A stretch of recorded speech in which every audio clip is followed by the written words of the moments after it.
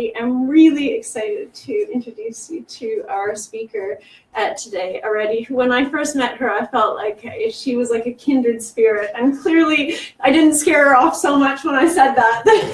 She was willing to come and talk to us about some of her work. And before I do the more formal introduction, I just wanted to mention that we are playing around, as some of you who are in the CHM2 module know, with ways to ensure that everybody feels they can contribute their questions and opinions to our discussion sessions. And as some of you might know, these YOHRS seminars are live streamed through Facebook Live, but of course you need to invest in Facebook in some way to participate in that.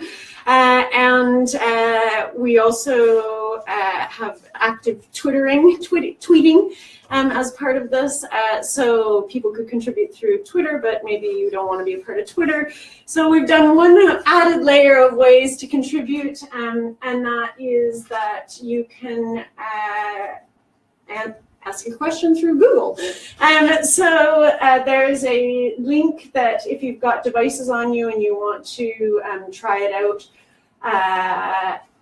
goo.gl/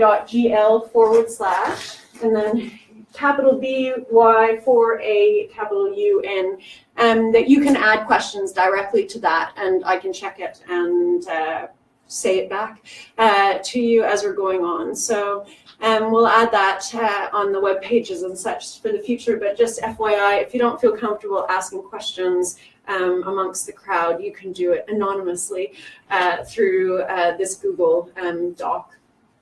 So with that said, I'm going to turn it over to the real reason that you're here, and that's to listen to Areti. I just want to make sure that gets it. Areti's based at Newcastle University and has a background in museology and computing. I think we'd say she's an expert in digital cultural heritage and has been working in projects in many different contexts that go all the way from development, I guess, and installation to evaluation of the projects. And those might be in museums and in other cases in open air sites using mobile technologies. She's also a part of the Cohere project, which is a European funded big major thing that has, I'm assuming, multiple partners from all over the place, which is focused on European identity. And some of you might know that Chris Whitehead, a colleague of Areti's, came last year to present about the Cohere project. So some of you might be keen to follow up on that. And most excitingly, she's been doing a lot of work with dialogue and empathy and how these get conveyed and, I guess, generated within different cultural heritage spaces, and I believe that's what she's going to be talking about today. So thank you so much for joining us, and I'll pass it on to you. Thank you. Thank you very much for the introduction, and thank you for the invitation. Amazing group. In our seminars, we have a very variable audience, so this is a very good number of people, would say, in our research seminars. And Sarah mentioned that there are some students as well as members of staff, so that's great for me. Sarah and I kind of met in several occasions, and we always got talking about kind of things that I should say annoyed us with technology.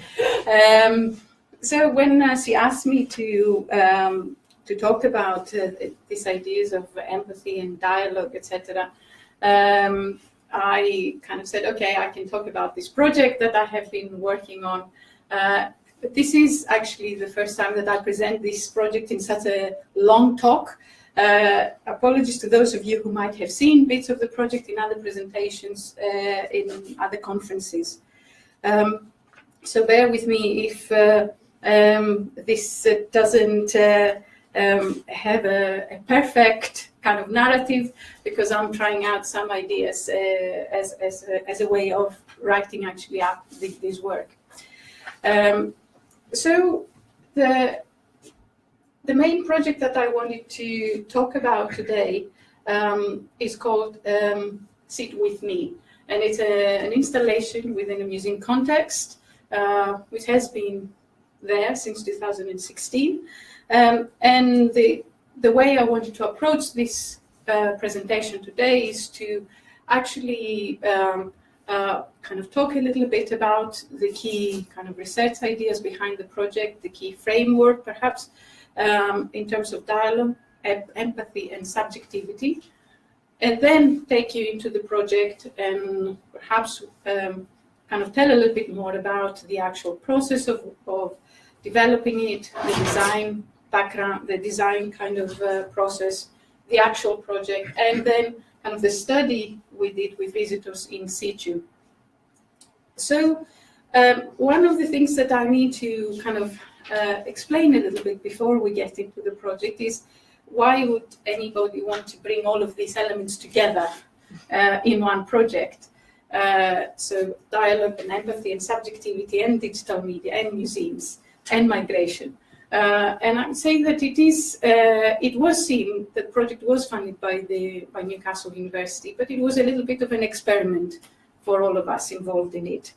And it was an experiment because it would give us the opportunity to bring some of these ideas together that different members of the team were working on in other projects. So, for example, in Newcastle University, there were quite a lot of academics who were working on issues of migration. So, although I was not a member of those teams, those research teams, in seminars like that, I would always hear about migration and issues around that.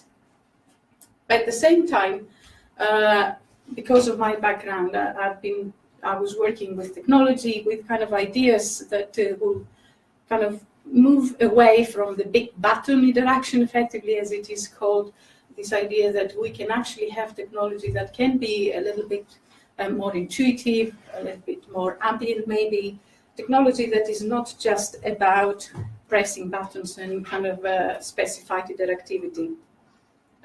So in this context, and working with partners outside the university who were telling us about the importance of dialogue when it comes to issues around migration, the fact that we need to bring different people together, this kind of idea of a project that will actually try and perhaps test our understanding of how technology and digital heritage can maybe productively deployed in museum environments to deal with these issues of empathy, dialogue, and let's say migration, a kind of a difficult topic, kind of emerged. So in many ways, that I also need to kind of explain my starting point here as a critical kind of design practitioner in a way. Because this opportunity for developing this installation was actually an opportunity for us not to work to the specification of a commissioning body, but actually to try and take ideas from previous research and also from kind of some theoretical concepts and see how these would work with digital technology and within a real life situation. So that would give us the opportunity not to create a good installation for a museum, but also to actually gather material, understandings, insights of how those environments work as well. Actually almost deploy this installation as a probe, let's say, within this context. So with this in mind, I just, perhaps some of you might be familiar with the concept of the Dialogic Museum, but that was one of the starting points. So the Dialogic Museum as a concept has been around for a little while, and kind of the term Dialogic Museum started with the Tenement Museum in New York, so they kind of work around the communities and the groups there, etc. What I have brought here, though, is more of the kind of a revision of that concept by the people who initially worked with it and coined it. So in the more recent article, they actually say, okay, there are three key paradigms of the Dialogic Museum. in their view. On one hand, it's the promotion of public discussion, of truth that has been forgotten. And that is basically kind of opportunity to air new evidence or old evidence that for whatever reason has been suppressed. I say the second paradigm is the community co-curation or curation. Effectively, when historians, and actually I think they use the term academic historians, come together with people who actually have the experience of being migrants. Not migrants in this case, it was kind of many different, I guess it was migrants in the Tenement Museum, but many different people from different parts of the world. And so the negotiation of between the established exclusionary narratives effectively and the individual stories that challenge them. And then they said the third paradigm is this idea that the museum is a space where new truths about the past become the starting point for discussions about the unresolved legacies. So, and as you can see, I mean, if you have been in museums about, not just about migration, but any kind of issues that involve some sort of conflict, that do not necessarily need to be social history museums, because archaeological museums or natural history museums have similar concerns. You might immediately recognize that different practices map onto these three paradigms. So, for example, co-curation projects have happened in many parts of the UK, but worldwide as well, around religion, around ethnicity, etc.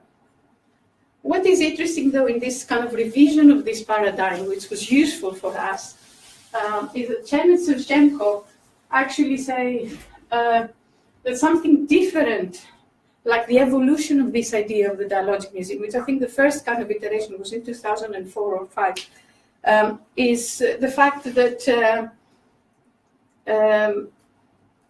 it's not just about bringing different groups together, but also it is about our own understanding of how otherness is within us. And so that kind of pointing and much more kind of reflective practice, reflexive practice rather than just kind of a facilitator of kind of different opinions. And so they say that dialogue then is dialogue within oneself is the starting point for having any encounter with the other. And that was a very useful concept for us in a way when we were starting thinking about dialogue and migration and empathy, and I will try and bring these things together. So within just this kind of, I guess, presentation of the notion of the Dialogic Museum, I think Chen and Shevchenko almost put forward different conceptualizations of dialogue. Kind of, they talk about dialogue as purpose, effectively. So bringing people together, and you might have heard the term kind of happy multiculturalism, effectively. So when museums, especially in the UK, went on to a very long kind of, I guess, in some ways very engaged practice, in other ways, I guess, less engaged practice, where they brought lots of these communities together. But also, they also bring up the topic of the dialogue as being purposive, so basically leading towards activism. So let's lead to some change by facilitating this dialogue, by engendering this dialogue. And in my view, with the kind of this later addition to this model, they also think about dialogue as a moral element, like that dialogue has a moral element as well, like a moral life that leads to empathy, affect, and kind of an understanding of how we position ourselves in relation to others. And that really connects well with kind of ideas of dialogue that come from Bakhtin. So Bakhtin is well known for kind of for his ideas about dialogue, but Bakhtin specifically kind of I guess argues that I cannot do without the other. I cannot become myself without the other. I must find myself in the other, find the other in me. So effectively, that it is not possible for oneself to understand the self without acknowledging the other. And Bakhtin has a lot of different terms and different kind of ideas in his writing, but two ideas seem to be quite relevant to us, and that's the idea of responsiveness, so basically transformation of one's own position through encounter with the other, which kind of points towards this idea of reflection that was also obvious in the Dialogic Museum, and also the idea of answerability, which is the sense of the ethical, moral weight that is felt from being in the world with others. It again points, it kind of interconnects with these ideas of kind of reflection and I guess moral life effectively, and empathy, as I will try and connect, as I'll try to show in a minute. So what I take from this kind of understanding of dialogue is that these elements then all kind of point towards this idea of inter-subjectivity, effectively.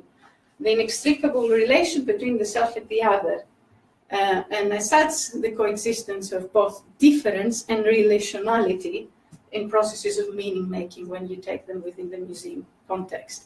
So, for example, by that we mean that we can acknowledge the difference, but we can also acknowledge the fact that our self is always relational, our understanding, our identity is always relational to other people's identity.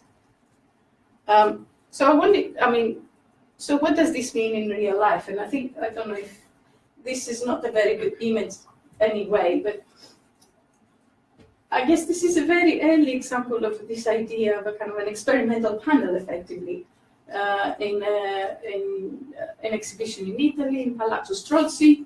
So that was an exhibition called Contromoda, and effectively this is the panel in one of the rooms of this gallery, of this exhibition, where the main text is written by the curator of the exhibition, and then that text was given to different fashion critics and designers, and they made their own annotations, and then they put all of this together as the panel for the exhibition. So this idea that the interpretation effectively for that room is not just a single voice, but also how the relationship between the voices perhaps can be demonstrated and can emerge visually, but also in a cognitive level as well.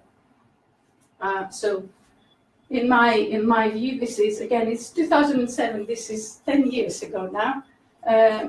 It's kind of seamful, effectively. It shows you the seams of the other and the self, of the curator and the others outside the curator. And in some ways, it encourages people it gives that what I call the dialogic seed. It encourages people to say, okay, go on now, just have a conversation the way we have a conversation. I'm not saying that this is like the example of dialogic practice, but I say that this is one of the possible examples of this idea of inter-subjectivity.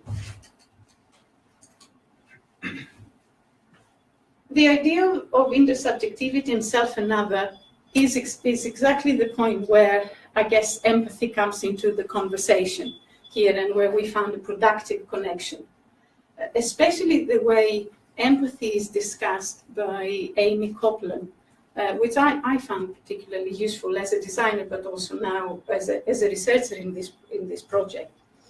So Copeland actually says that empathy is a complex imaginative process, and imagination is a useful idea for later on as well,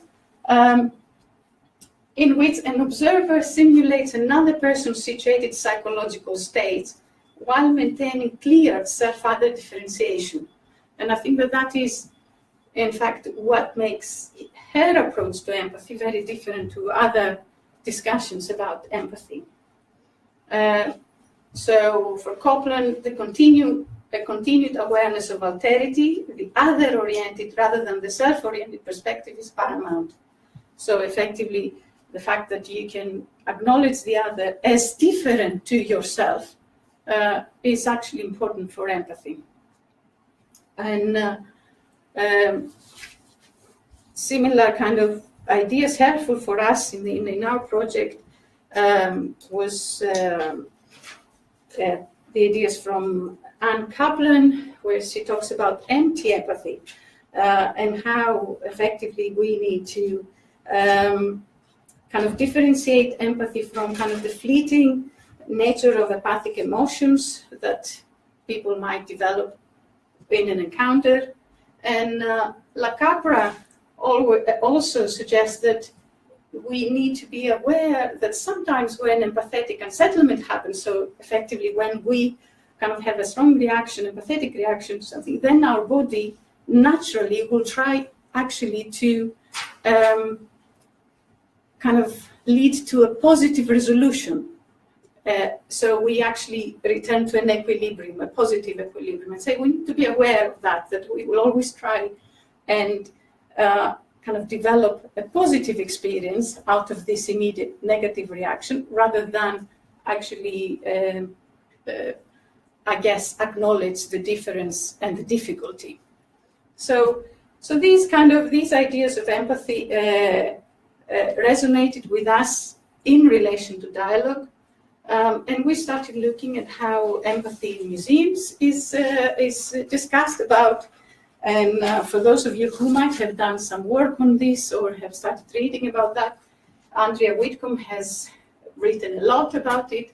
And one of the things that she has written is that, in fact, this kind of affective space within the museum or within an exhibition is mobilized when various subjectivities come into tension in the exhibition. And that's where kind of the notions of subjectivity and the notions of self and other as subjects effectively actually ties these ideas of dialogue and empathy together, and hopefully provides us with an interesting kind of springboard. Of course, exhibitions that have difficult topics such as migration or conflict or I guess religion, anything that is around conflict, tend to be considered ideal loci for curatorial strategies that prioritize empathy. This is something that is really evident in the literature we reviewed. And the way these exhibitions approach empathy in those, to deal with those topics, is, and especially with the topic of migration, is primarily within the trope of the meeting. So meeting the migrant face to face somehow. And there is an emphasis on the visceral elements of that encounter, and also the use of imagination. And these seem to be the kind of, there are a couple of reviews of exhibitions around migration and their exhibitionary media, effectively. And these are the sort of ideas that come through those reviews and our own observations and previous projects. So, for example, imagining being in someone else's shoes is a common curatorial expression in many exhibitions about migration, but also other issues that relate to conflict and otherness. So an example of something like that is the Suitcase in a migration exhibition. So the Suitcase is let's say, the quintessential exhibit in any kind of migration exhibition, art exhibition or social history exhibition, etc. And I have brought here a quote from another project we did on migration, which didn't involve a digital intervention, where we asked people to walk around this exhibition about migration, and then we had interviews and some other kind of experiential techniques with them in our evaluation. And then one of the participants, when was asked, do you think that there is something that you will remember from your visit? The Suitcase, which is a very analog interactive, I can tell you, it's very simple interactive, was actually the top of their list. So it's probably that suitcase and the compartments. He started talking about the diversity and the different items that different people might bring. And then she started imagining what she should bring and whether her iPad, her iPhone would fit in one of these compartments, etc.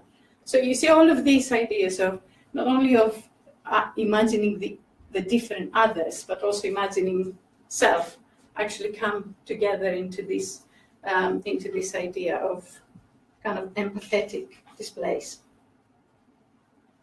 I guess another typical example of this idea of the meeting, or meeting someone face to face, is an exhibition from Ireland, Destination Donegal was called, and the curator was Areti Galani, and she has written about it.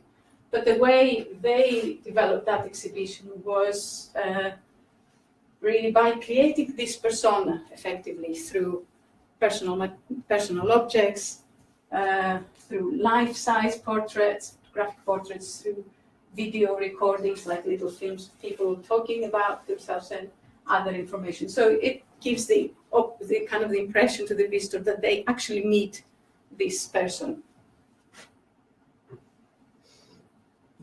So it was within that context that we are starting kind of formulating some tentative kind of research question, I guess, for us. And especially in relation to digital, I guess, we were trying to figure out how the different design approaches we would take will create this potential for subjectivities within the exhibition space, and both for historic migrants, but also for the visitor, kind of paying attention to all of the subjects in this process.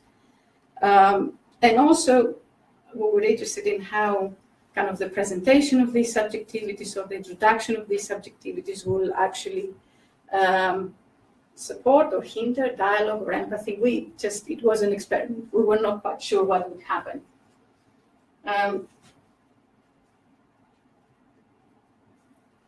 We had a look around in terms of how digital specifically is used to support these ideas within exhibition spaces, not online. And sort of examples we have identified were kind of projections which kind of presented effectively forms of dialogue, but they were not interactive in that way. They were things they were recorded dialogues effectively, but presented in a way that was interesting. That was from Oslo, where a dialogue would take place and projected on a table, and people would stand around and watch people's gestures and listen to their discussion around these terms, kind of this dialogue while they were standing around the table. Similarly, this idea of the table is in an installation which is kind of quite common. It has been used in many museums. It's called takaoki table, and effectively it's an interactive table where people are invited to sit around, have their drinks, and then there is a facilitator in the middle to ask specific questions around a topic. And that was in the late kind of an evening event in the Science Museum. If you are kind of art lovers, I guess, and you follow Tate's work, you might have come across Ai Weiwei's Sunflower Seeds installation, which had this kind of really strong dialogic element, because within the installation space, visitors could actually pose questions to Ai Weiwei, and Ai Weiwei would connect and respond to these questions, and Ai Weiwei would ask questions, and visitors could choose to respond to his questions, etc. And all of these questions and answers were stored online, and can still, there's an archive of them. But it was kind of this kind of intention to create a dialogic space between the artist and the visitors. And again, for those of you who might be following artists and art, interactive digital art, Rafael Lozano Hemmer, one of the artists I really kind of admire, very early on started experimenting with these ideas of kind of visual dialogues effectively. And this is an installation, it's a kind of a very strong projection in the public square in, I think that was in Derby or in Leicester, I don't remember, it was in the Midlands. And basically, the shadow of the person reveals the projection. Basically, when the person stands in between the light and the pavement, then the projection is revealed. And these projections here, the people within the projection, are people from different ethnic minorities, different groups in that specific city.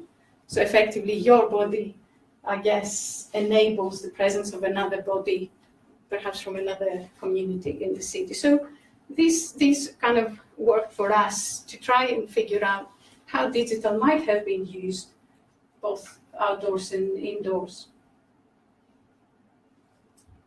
So the kind of the place we worked with in order to develop this exhibition was called is in Newcastle. It's called Dialogic Museum, and it had developed and has now a permanent exhibition on migration. The exhibition is called Destination Tyneside. It was launched in 2013. And one of the key objectives was to show that Tyneside could not have become what it is without migration, and to hold up a mirror to Tyneside. The main strategy within the exhibition was this idea of personalization, and so effectively using characters, let's say, historic characters, real migrants from the past in the region, and develop the exhibition around their story. So lots of archival material and research around these people's lives, and they used a lot of film in that exhibition, many different formats, some with actors and some more kind of for the recent communities with actual community groups, etc. And it was in some ways a very interdisciplinary exhibition, in fact that it involved community groups and local people, etc. So the Destination Tyneside, from the curatorial point of view, had a very strong but empathetic vision. So it was designed to create empathy. Yeah. So this empathy was expressed in many different, let's say, programmatic statements. For example, Newcastle City Council had acknowledged that the potential of the exhibition to contribute to promoting greater community cohesion and diffusing tensions by encouraging a process of empathy and perspective taking. So you can see how empathy then is mobilized in other discourses around community cohesion, etc., and the responsibility of the museum around that. But also, because this specific exhibition is part of this initiative in UNESCO, and I know what that means, International Organization for Migration. So they were trying to hit those kind of targets as well, which is to increase empathy by building awareness on why people migrate. So kind of complex kind of briefing for those curators and that team there. Just to give you a flavor of what this exhibition looked like, it was quite graphic heavy. It is quite graphic heavy. So lots of things on the walls. Few people in the world need to go back further than 3 generations in their family tree to stumble upon a migrating ancestor. So that was one of the very big murals, which is not there anymore. So as you walk in, as I said, these characters from the past, these people from the past, were the kind of the dominant interpretive strategy within the exhibition. More of that. That's Lina from Poland. Again, these portraits, effectively, of people with objects, not necessarily their personal objects, but objects that might be associated with their profession or their life or the neighborhood in Newcastle. There's a whole kind of other paper on materiality and migration. These are kind of photographs from people who contributed the current stories. So from migrants in the Tyneside now, kind of museum interactives such as the Suitcase, simple other interactives, games, analog interactives, and a number of touch screens, which gave you the opportunity to send a postcard to someone, to trace your surname, and to pass the first, or not to pass, probably to fail, the majority of people fail, the first part of the UK citizenship test. So those kind of interactives. At the end of the exhibition had a very big kind of participatory component with all of these suitcase tags, labels, basically for people to contribute. This is not there anymore, fortunately. Okay, I'm running massively. We're okay. Okay. So the project we've been working on, then it was a very multidisciplinary project, and I wanted to just give you a very kind of broad indication here. Regional archives, critical friends, I will come to them, and a team that had both computer scientists, museum studies people, heritage studies people, etc. And it went through a kind of an ideation process that actually involved some of the stakeholders in the museum. So, for example, we participated as researchers in the field work that another project was doing around migration. So where they were working specifically with residents and asylum seekers to think how the museum and especially the exhibition around migration was relevant to them. So we actually attended those sessions and participated. We also invited our critical friends, which is kind of experts in migration within Newcastle University, within the art community, within the design community. And we did a workshop where we started thinking of how we can actually understand dialogue and empathy in the context of migration and digital. And it was all kind of craft-based, nothing digital on the table. But also what is important to say here, that was not a consultative step. So it wasn't the idea that the group will generate some ideas and then the designers will materialize them. It was a kind of an opening the design space, as they say, so creating lots and lots of different ideas, trying to think what actually, I guess, resonates with people when this specific space, this specific topic, this specific exhibition becomes a host of a new installation. For those of you who might have participated in design processes, there was lots of physical prototyping alongside research within the archives.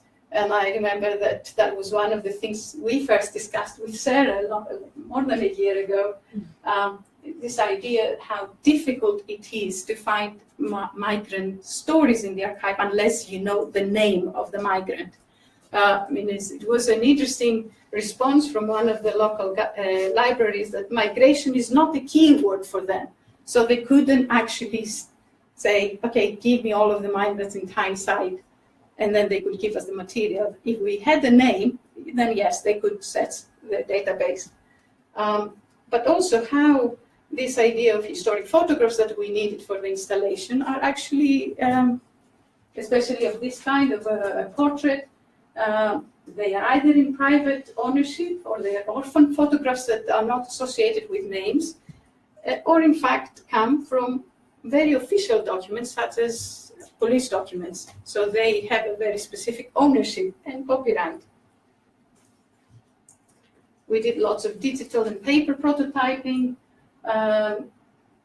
and I guess the final stage was to install it and materialize it with the design team of the museum within the exhibition space.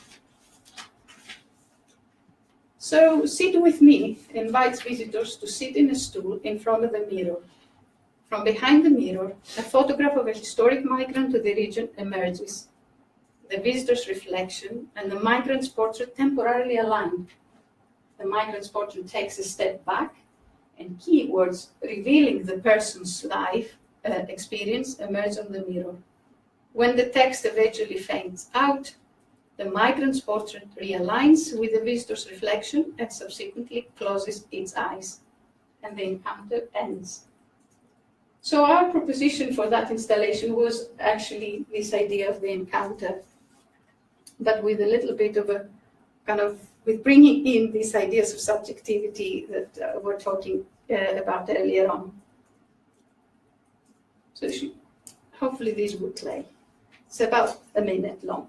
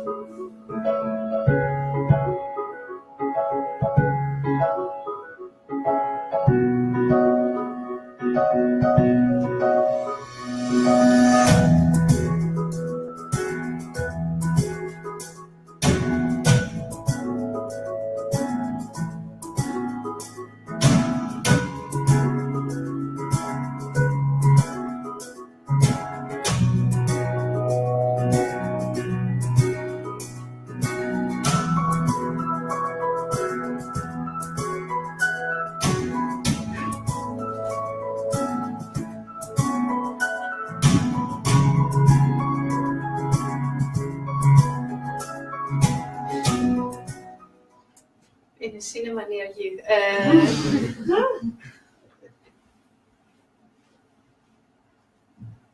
So just to go through the kind of some of the perhaps translations that happened in that installation from what we're thinking in terms of empathy and dialogue and subjectivity into how we try to incorporate that in the design, and then to show you how perhaps the visitor responded to some of these invitations.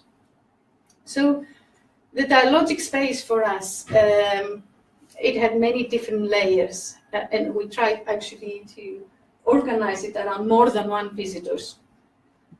So the kind of the more intimate layer between the person who sat in the stool and the portrait, and we used the eye contact and as a turn-taking mechanism for the conversation dialogue. The me and you, the two different people perhaps who would sit next to each other, who might have known each other or not. The me and us. So again, for those of you who might have done some visitor studies or have read about visitor studies, it's kind of a typical experience within the museum that other visitors might observe you using interactive installations, etc. And of course, there was the installation and the rest of the displays around it, and the rest of interactive installations and the rest of the content. And we were hoping also that that would also, this opportunity of kind of calmness and quietness will allow people to actually reflect within themselves. And of course, there is the past and present, there is a continuum of time in that dialogue because people are coming into an encounter with images from the past, from portraits from the past, but also I will show kind of a slide later on in terms of kind of the future of that as well, in terms of how they take this forward.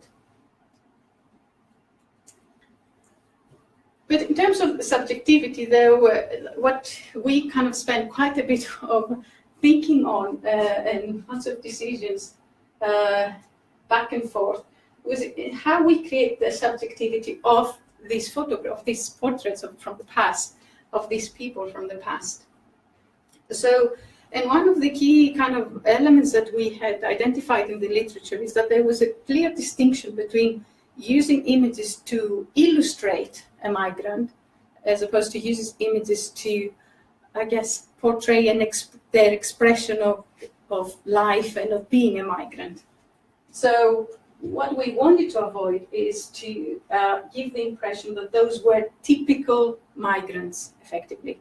But we wanted to put forward this idea that those were individuals with their own characteristics, etc. So the emphasis on the individuality came from the fact that all of these photographs, for our good fortune to some extent, were quite different, because they were from different periods, they were from different documents, obviously different photographers, etc. So they actually looked quite different, as you can see. And we didn't, of course, we altered, we scanned them and we did all of the usual things, but we didn't actually alter the kind of their coloration, or discolorations, etc. Or the kind of different elements of the photographs that might have come from the documents that they were attached to.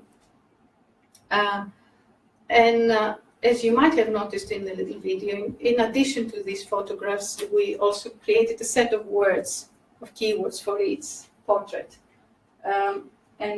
These keywords for us were quite minimal. It was the idea because of space, the space on screens. But also, it was the opportunity for us to actually overcome like a common problem, I think, reported in exhibitions about, not just exhibitions, but in discourse about diversity, etc., which appears to equate, let's say, social categories with social groupings. Effectively, we didn't want to represent this lady who's from Ireland as an Irish person and say this is a typical Irish. We wanted to actually create a much more multi-layered, perhaps, identity through these keywords. And that is perhaps, I mean, this is a common practice within the museum, especially this idea of humanizing the migrants that we have seen in the overall exhibition as well. But also, it is in direct contrast with, let's say, what appears in the media, where it says the migrants, the Syrians. So the kind of these groups actually always appear as a group rather than as individuals within the group. But also we wanted to actually create these opportunities for inter-subjectivity, basically moments where the visitor will become aware of their own self, if that it was possible to not be aware of themselves. And we used the technique of a mirror. Effectively, this is kind of a magic mirror, which was in front of the screen. It's a two-way mirror, so the screen the projection was behind the mirror, and so the first thing that the visitor would see was their reflection, and then the content will be triggered, and that's where the photographs will appear. So this was an opportunity not to only make the visitor aware of themselves, but also to actually give this sense of turn-taking that perhaps is quite kind of significant in dialogic encounters. The scales of the images and the scale of the interaction was 1-to-1, so that was natural kind of scale images, and quite controversially for the curators, which were fine at the end, I think, we decided to actually animate those historic images and to get them to close their eyes as a way of giving them the opportunity to take, let's say, to take a first step into a turn-taking situation.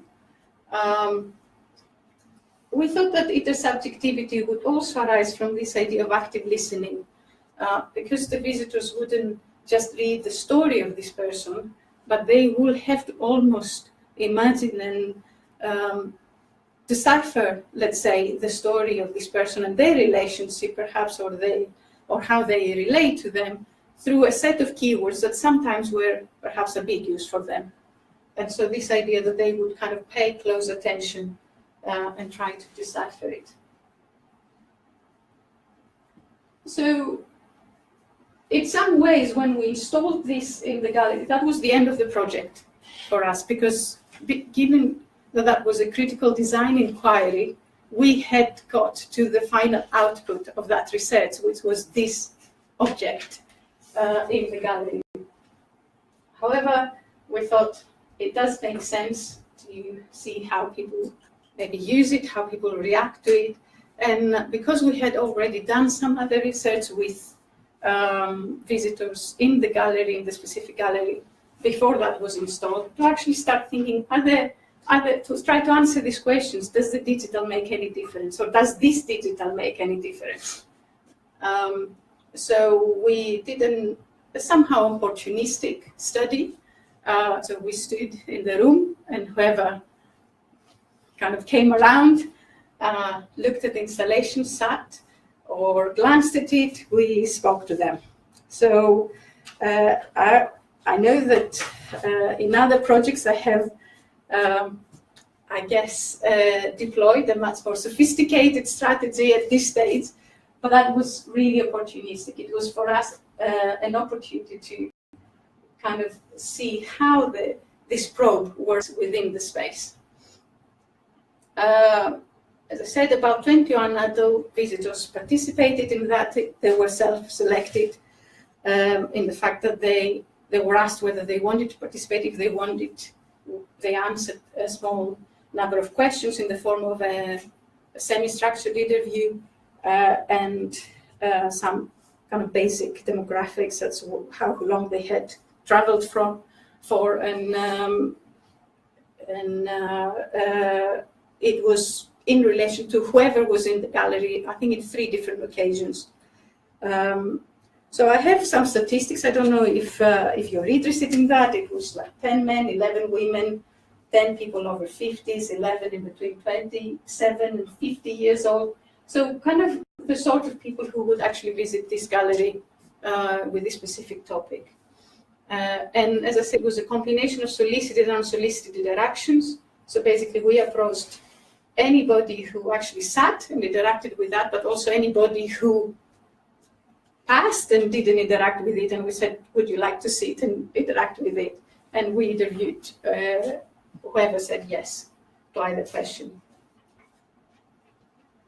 So there are a couple of, here I want to kind of outline some of the things we found about that with quotes from those interviews. What was the most striking element of this interaction was the photographs. People actually thought that the kind of name the photographs has the absolute kind of attractor in the installation. What was interesting though in the way they talked about these photographs was because they were real. This is this kind of historic photograph connected to reality. I presume that for those of you who have done work with museums in the past, that's not necessarily new. But it was interesting that even within that exhibition, which had a very kind of personalization sort of strategy, the fact that they could actually spot specific people who have been there in the same location actually made a major impression. And not only in the way that they looked like normal people. I'm not entirely sure how to take that, but also how kind of these faces of these normal people actually, in some way, made the visual identity of the region, effectively. So this is how that region would have looked like. But then the thing that they really talked about when we asked them about the different characters and whether there was, whether anybody had made any impression to them, it was actually the keywords. And so these keywords created an element of relationship with the visitors. Clearly, one of the main things is their own neighborhood. People connected, and I think that this is a very well recorded way of expressing empathy, I guess. It's in relation to place affiliation.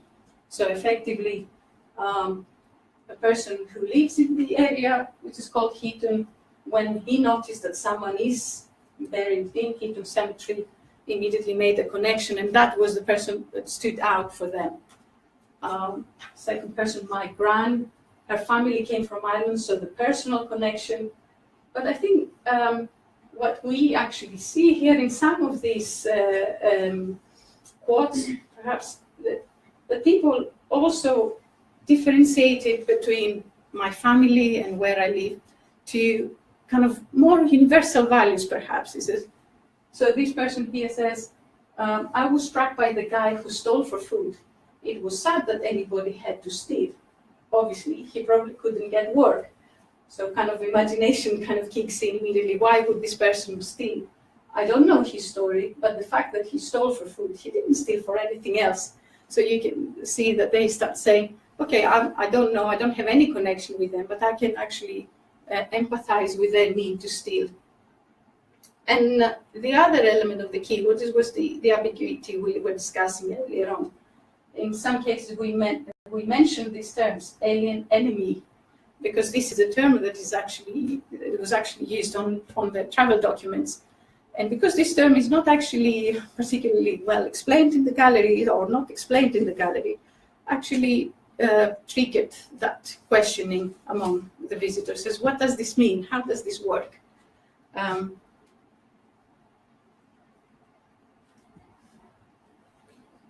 But what was reassuring for us is that people did not make these connections, but they don't actually just stop with those collectivities we were talking earlier on. I was trying to explain earlier on, like these categories as a unifying way of identity. But they were able to make this differentiation between those being only markers of someone's identity, rather than kind of an essentialization of their identity. And it actually created in between this couple an opportunity for a conversation between themselves, saying, what kind of terms would we use if we had to describe ourselves in 5 or 6 words? So kind of this dialogic scene. We've noticed a lot of the reframing of the personal experience, which connects to this idea of the transformation in dialogue. So in this case, for example, this person says, it made things real, if you like. And when we said, so what do you mean? Well, there were people from all cultures, it says.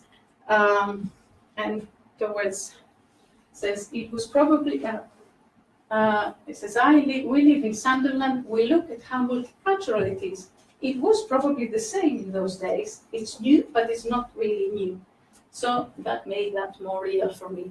So this idea of reframing their own understanding of their present life within that context of the past, kind of the same place in the past. But of course, I guess what would have been the most difficult for us was to actually think about the subjectivity of the visitor. And I think that that's where things, in terms of the evaluation, let's say this study, we got lots of very diverse results. I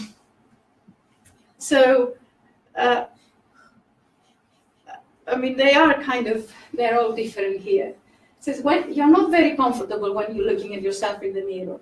I was quite pleased when the face popped up. You're thinking, they're the same as us, really. So, in a way, people really felt very self-conscious about looking themselves in the mirror in the context of the gallery. And then someone says, I found the closing of the eyes at the end a little bit creepy.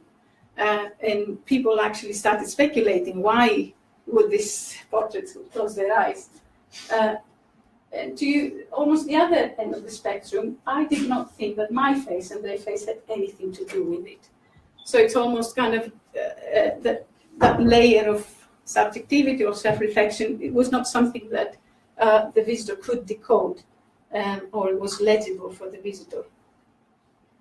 And what was interesting for us, we got some of these comments in this one number of people. So when we specifically asked them about the mirror, did you notice that we were looking in a mirror? It says, on one of these faces, I thought, oh, it's me sitting here, not him. So yeah, the face, it was like looking in a mirror, but it was me with their face. I found that quite startling, actually, because it just seemed to be the right height and everything. I didn't think it was a deliberate point. It didn't click that. But of course, that was a very deliberate point. This was the whole point of actually deploying this technology. And as you can see, I mean, this is the selfie that was posted on Twitter. And it's, you know, you would get this impression that you had someone else's head. But it was interesting that the visitors who were asked about the mirror and they had noticed that effect, they actually didn't think that that was something that had to do with them, or that it was something that they had affected in any way. So perhaps the reflexive technology was a little bit too quiet. So just to summarize the lessons learned, I think it was evident to us from that study, and also from our own experience. We did some somewhat informal observations, which I wasn't comfortable to include in the presentation because they were really opportunistic. That there was certainly the capacity within this installation to support reflexive processes about otherness through the identification processes like the place affiliations or the kind of family connections, kind of memory came into that as well, but also through this compression of historical distance, kind of through this concept that these people were real, that this really happened, and that place with these people is the same place what we live in now. And we noticed that in quite a few of the cases, the system, the installation had the ability to disrupt visitor expectations around the viewer-exhibit dynamic. And we, like from the literature, we know that this is particularly significant, this disruption is particularly significant in the configuration of affective spaces. So it did surprise the visitors, it created lots of puzzlement from the looks of it, but also unsettlement, especially around the closing of the eyes, because that was pretty unexpected for a historic image to do. But I guess in some ways, what we noticed is that there was a persistent tendency to witness those portraits, rather than to acknowledge an engagement with these portraits, a more dialogic engagement.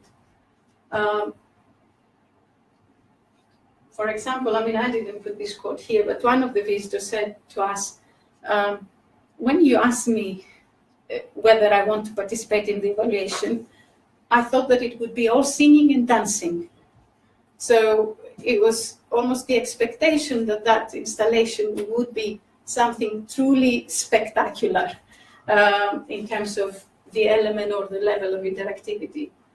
So in some ways, this digital creative practice application can reach their potential, but when they are actually curated within the overall context. And by that, I want to kind of actually make some differentiations here, because this installation was actually curated to be seamless within its context. So it looked entirely like it was designed as part of the exhibition from the beginning. And that actually, in terms of its aesthetics, but in terms of its kind of curatorial or interpretive intentions, was very different, because it was very quiet.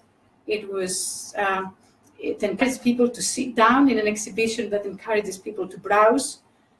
It was not talking to the visitor compared to I think there are about 20 or 30 videos that talk to the visitor. So that kind of unexpected, let's say, interaction with this installation did not quite become as legible as we would like it to be.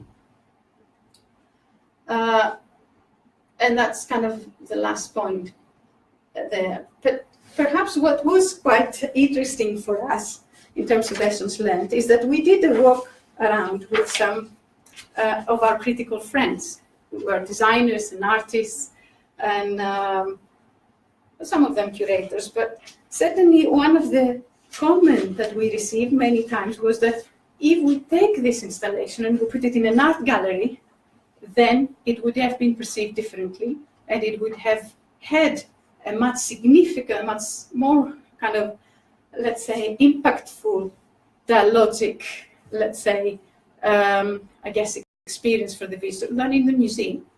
And that, I guess, for me, it's an interesting question, especially for those who might be interested in digital heritage within the museum context, as to those installations as critical research, like as as items, as objects we put in an environment to study it, it tells me that that we need to reflect as practitioners, as designers, on how in gallery digital designs tend to rely on conceptualizations of visitors that tend to be participants or people who will interact.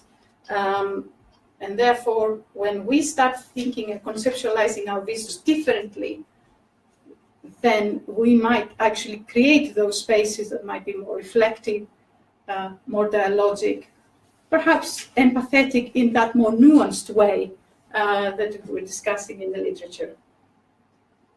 So clearly, no project like this can happen with just one person. Lots of people were involved, and I would like to thank them all. And thank you for your attention. It was a very long talk, I realize.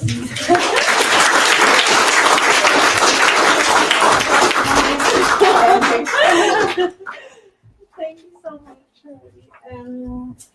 We have time for a few questions, and I've got some on hand too, but I'll toss it out to the audience first. Any queries from the crowd? Sarah, so one of the slides was where you talked about the different dialogic relationships between the people and the machine and everything else. Yes. Obviously, the main relationship that you're focusing on was the person, the one-on-one connection. But did you do anything to try and manage the other relationships between people and the person beside them, or people and the other people in the exhibit? Yeah. So there was a lot of discussion as to whether we should create a booth and just install it in a more traditional art gallery sort of style, where you create a black booth, you put in a projection in with some seats, and so we decided that that was not what we wanted to do, because in a way it would be a much wiser decision because of the light conditions in the gallery, as we realized later on. But for example, there were seats they were not connected, but they were always in the same spot. And in a way, we didn't manage it in the fact that there was any like physical barrier or anything like that. But one thing that we observed in the very early stages when we first installed it is that we had installed it, and in the initial design, it was just a mirror.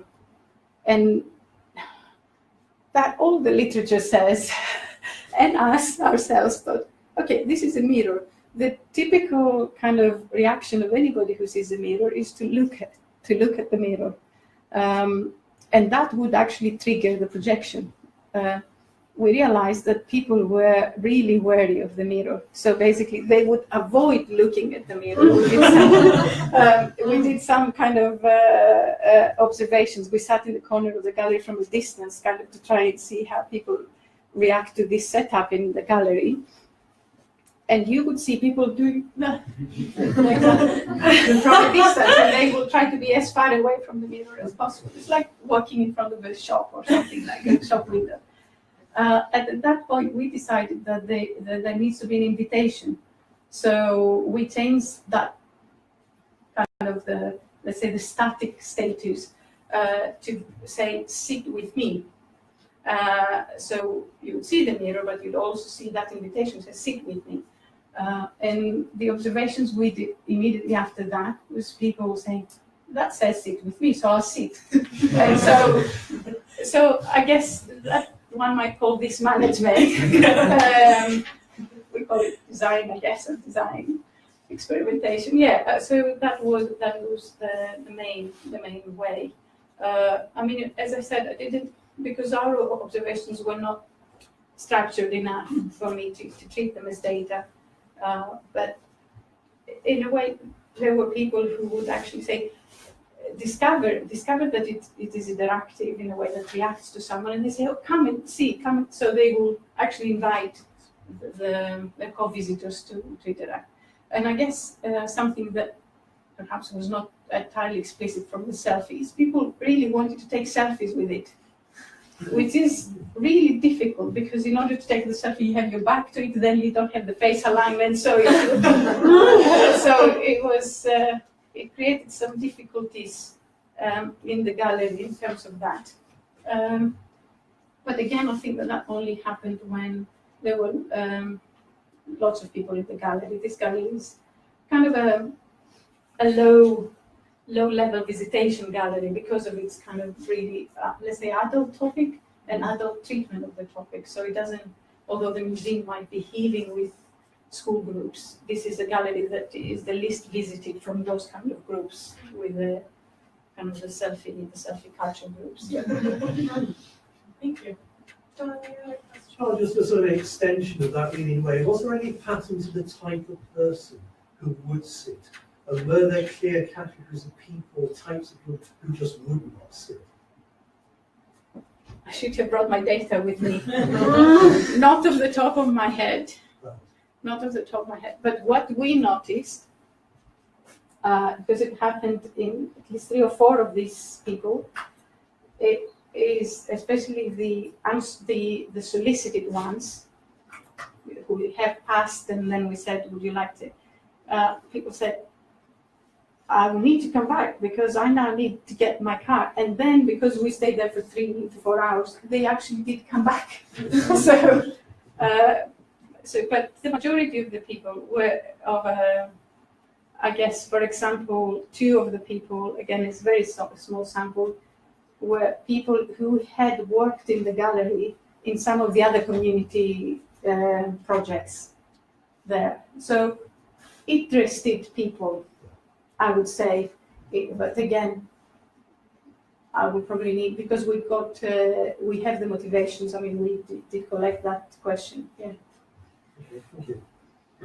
Don, we met about 10 years ago. Long time. I realized. Everyone realized. I was sober at the time. I wanted to ask a question. I was also interested in the same thing Don asked, and I wondered what the average dwell time, like how long would people usually stay there? Yeah, so there were 9 portraits. That's quite a short period of time because each portrait is a few seconds effectively for the whole cycle. Okay.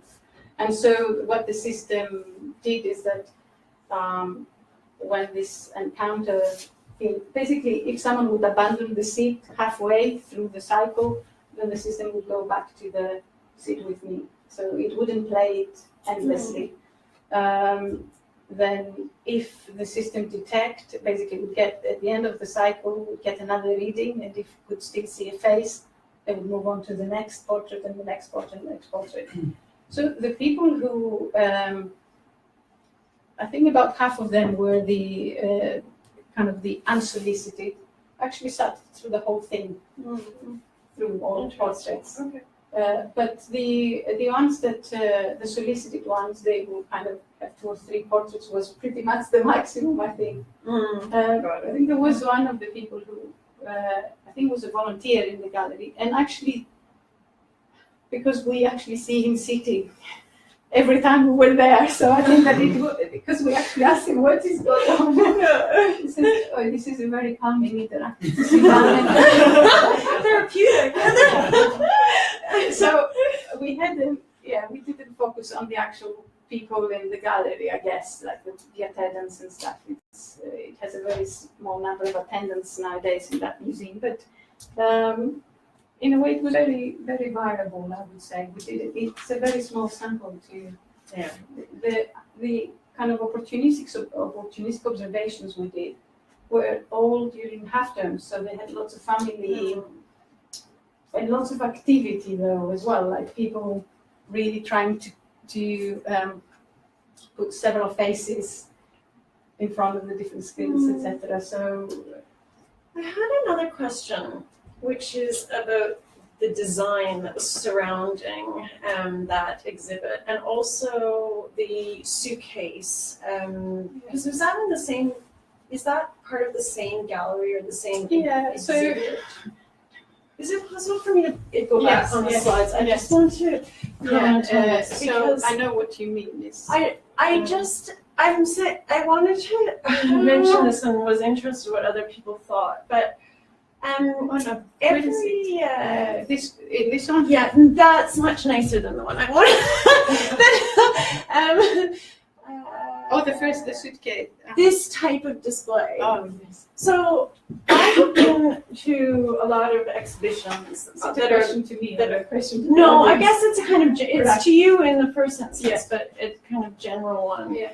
I've been, or more, I'm interested to know if other people have been to these types of exhibitions, where they're basically more locally oriented exhibitions, and they use a kind of design style that is like this. And it struck me that the Suitcase one, which is quite a powerful exhibit, is also immersed in like an incredibly there's a lot of graphics going on in some of these displays. And Leeds Museum has a display like this. It's specifically meant for local communities, but it's like overwhelming. There's just an overwhelming number of graphics there. And I mean, perhaps it's just my aesthetic sensibility that I find it difficult to manage all of that. And so I was wondering where your display fits within the context of all of this. And just here. Okay.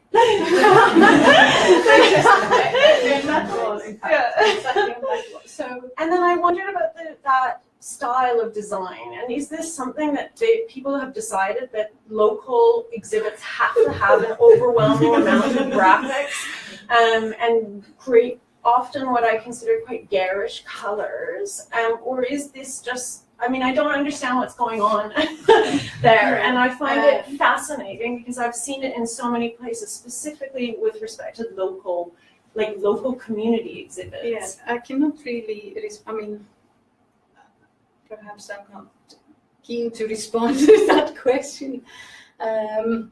But this criticism is a criticism that the gallery has received. That is very graphics heavy. So the gallery has, apologies, I did kind of worrying about the time. I didn't quite explain the two sets, the two plate spaces. It's an open space, so it doesn't have multiple rooms. It's just a single enormous space. But the historic space is that front bit. This is the entrance, basically, which is all black and dark and kind of, I don't know, kind of heritage colors, perhaps, sepias and that sort of thing. Sorry. And this part is, in a way, it's almost a dividing wall. On one side is this. What you see is basically a set of cases. But on the other side of that wall is this graphic. So it's an empty wall. So the space you were talking about, where these bits are, like these bits, this is in the historic side, sorry, this is in the historic side, and these are in the modern side, so these are the modern migrants, effectively. It's much brighter, it has enormous windows, and in fact, sit with me was in that wall between two enormous Victorian windows, and next to this installation. So whether they decided on the colors, this is not an in-house design team, this is an external design team that was commissioned to do that. So I'm not entirely sure how it was decided. Perhaps it is a strategy. I was wondering if other people thought the idea of. Do you think it's a result of stuffing quite big topics into small spaces? So it's just actually a physical thing, and that's sort of kind of not exactly afterthought, but let's address this in this space. Kind of slightly cut off. I mean, I haven't visited this museum, so I don't know, but slightly cut off from the rest of the. Yeah, so there are a couple of things here that we're trying to write this. I mean, it's almost written on paper, and we speculate a little bit about that question. One of the key problems, I think, from what I read and what I see and what I hear, is that the lack of material evidence to some extent in this exhibition. So if you think this is an enormous space, it's a very big very big space. However, the actual objects in that are very sparse because there are no personal objects in this building. And this is in relation to, I guess, yeah, it is in relation to migration. Migrants do not bring many objects with them. Not many of these objects survive. Whatever objects survive are very treasured by their families. They don't end up in museums, etc. So that sort of narrative. But also, I guess they were trying to create that space with lots of graphics too. There was some reasoning I read in the design brief. We were not involved in the design of the exhibition. Was to create an open space for events and for schools to come in. So they didn't want clutter around the walls. And but of course, you say, well, there's lots of visual clutter. Yeah. I guess I'll come back to Rola because I could blab on forever. But Claire, were you gonna? I was just wondering whether, given the nature of the topic, the subject, and I wonder if we are tripping ourselves up in the sense of trying to be so inclusive, we're trying to get everybody's story into this space. Whereas actually, it is showing beautifully what you want to those moments, those poignant moments, and space to think and your own imagination to come through.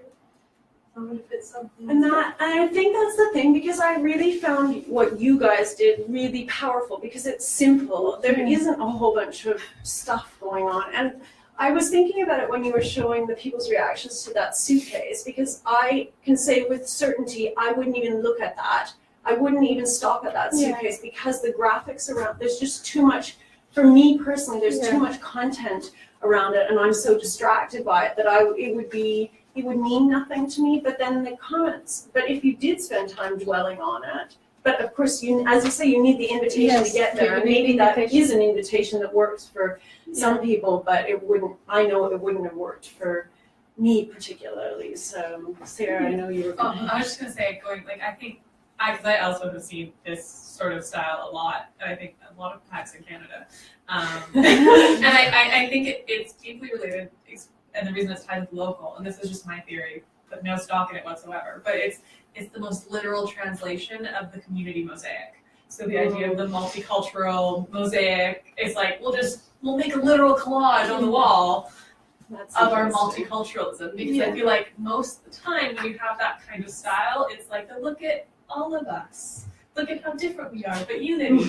And that's where you get it, like migration museums, Pier 21. It's that style. I think there was some attention for color coding, as far as I understand. Again, I spent lots of time in the gallery. I didn't manage to decipher the full interpretive intent, to be honest. But for example, on this side here, it's all kind of blue and grey.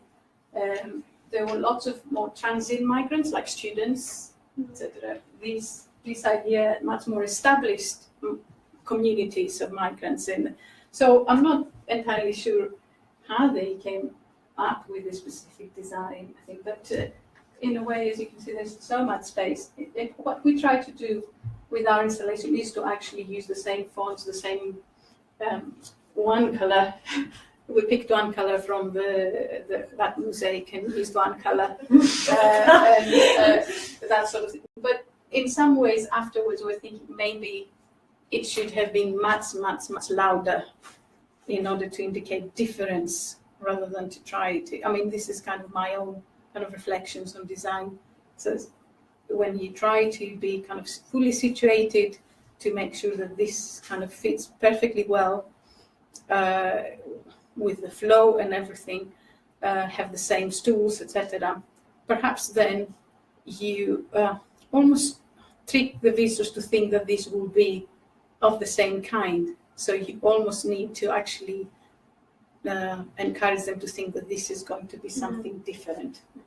And I think that's. Someone asked me about lessons learned earlier on, so that was one of the lessons learned, Francesca. Any other questions? Yeah, I'm kind of thinking about interactivity, and obviously you've been talking about it as an interactive exhibit, but it's not maybe what you usually think of as an interactive exhibit, in that the interactivity is limited in many ways.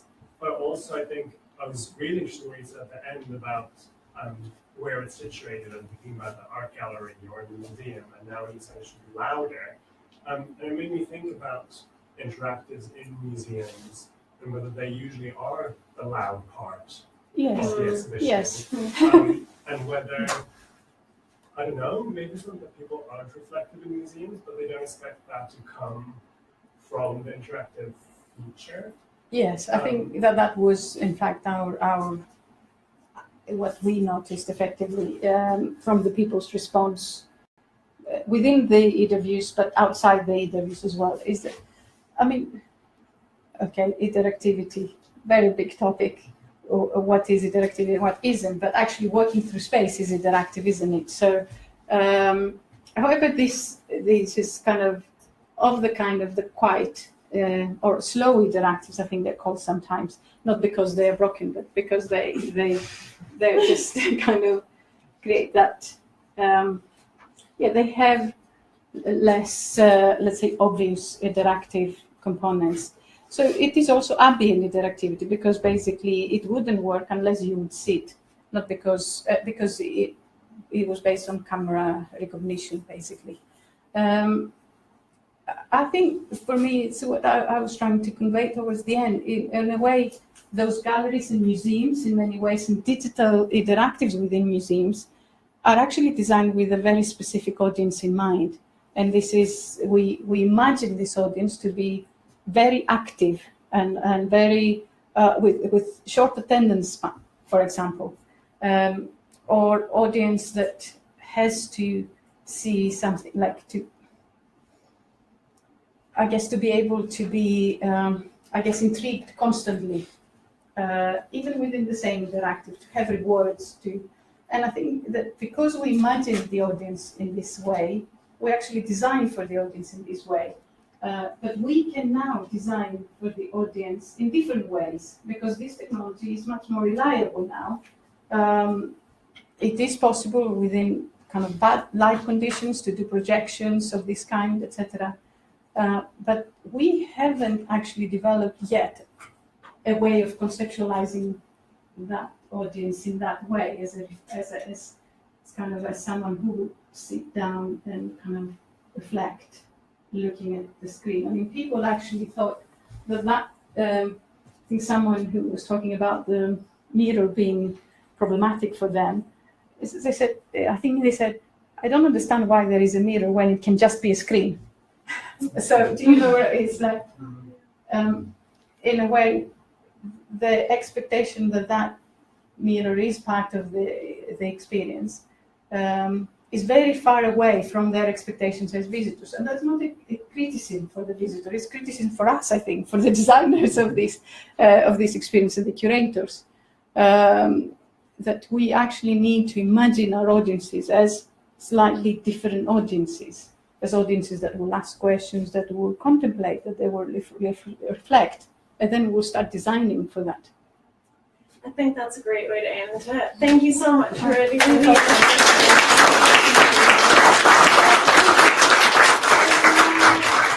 Areti can't join us at the pub afterwards, but we'll probably make the trek over if you want. And otherwise, we're back next week with the head of imaging from Stonehenge. Oh, and Claire.